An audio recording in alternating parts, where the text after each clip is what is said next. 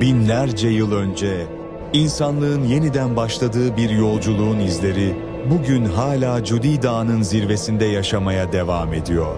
Tufanın ardından kurtuluşun, umudun ve yeni bir başlangıcın sembolü olan Hazreti Nuh'un hatırası, asırlardır dilden dile, nesilden nesile aktarılan büyük bir miras olarak insanlığı bir araya getiriyor.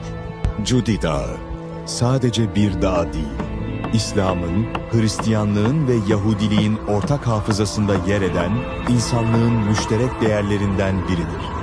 İnanca göre Hazreti Nuh'un gemisinin durduğu Sefine mevkii yüzyıllar boyunca ziyaret edilmiş, dualara, ibadetlere, şükürlere ve aşure kazanlarına ev sahipliği yapmıştır.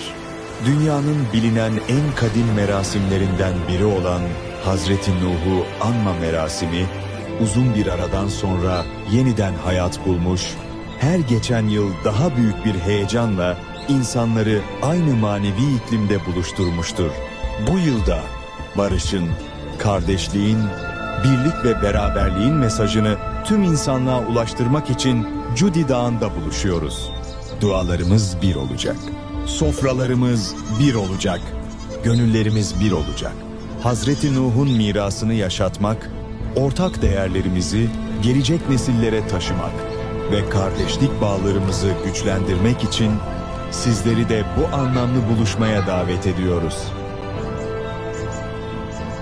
5 Temmuz Pazar günü Şırnak Cudi Dağı Sefine mevkiinde gerçekleştirilecek 5.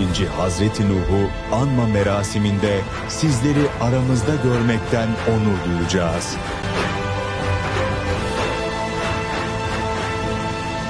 Geliniz, tarihin, inancın ve kardeşliğin buluştuğu bu kadim yolculuğa birlikte tanıklık edelim.